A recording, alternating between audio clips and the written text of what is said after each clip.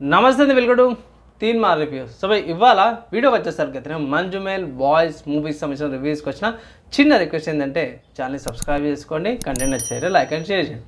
First ఒక point చెప్పుకోవాల్సింది ఏంటంటే ఈ మూవీ కాన్సెప్ట్ అండ్ మూవీ ఎక్కడ జరుగుతుందంటే ఫస్ట్ మూవీ వచ్చేసరికి అయితే 2006లో జరుగుతుంది.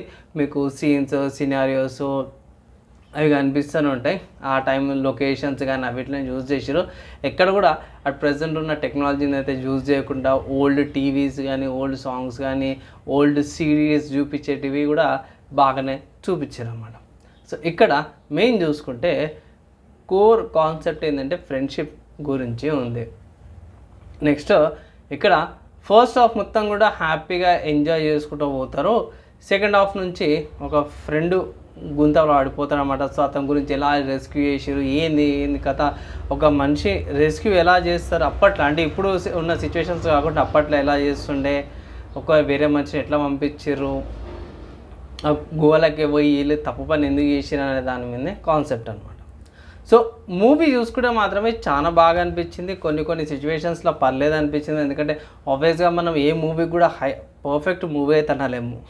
కానీ ఇక్కడ మంచి విషయం ఏంటంటే మంజుమేల్ బాయ్స్ ఏంటంటే కొత్త జానర్ని తీసుకొచ్చింది అనుకోవచ్చు భయ్.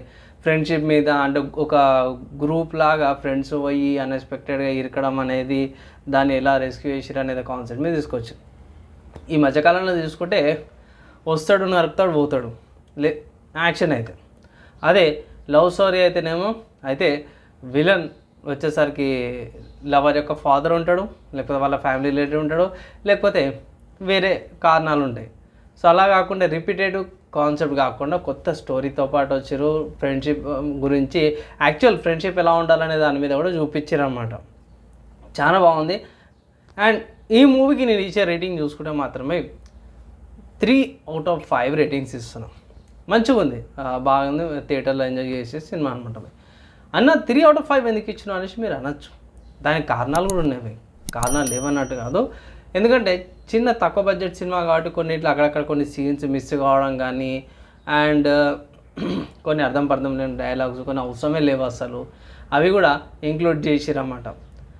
అండ్ ఇక్కడ మంచి విషయం చూసుకుంటే దీంట్లో ప్రతి మూవీలో ఒకవేళ వీళ్ళు ఏదైతే స్కిల్ ఏదైతే ఉంటుందో అది చూపించడానికి స్టార్టింగ్లో ఆ పందెం పోటీలు ఏదైతే పెళ్ళి కాడ గొడవ అయినప్పుడు మనలు టగ్ ఆఫ్ రోప్ ఏదో అంటారు, ఇట్లా గుంజుతారు కదా ఇద్దరి మధ్యలో, ఎవడు ఎటు సైడ్ దారం వెళ్తే అటు సైడ్ వాళ్ళు గెలిచినట్టు కదా, అది ఆ రోప్కి సంబంధించింది. దాని తర్వాత ట్రైనింగ్ సంబంధించింది ఉంటుంది. తర్వాత మన వాళ్ళు గోవాకి వెళ్ళాలని ప్లానింగ్ చేసుకుంటారు.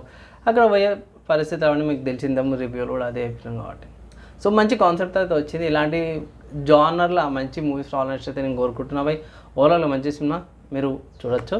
రివ్యూ ఎలా అనిపించింది కింద కామెంట్ చేయండి, నచ్చితే లైక్ అండ్ షేర్ చేయండి.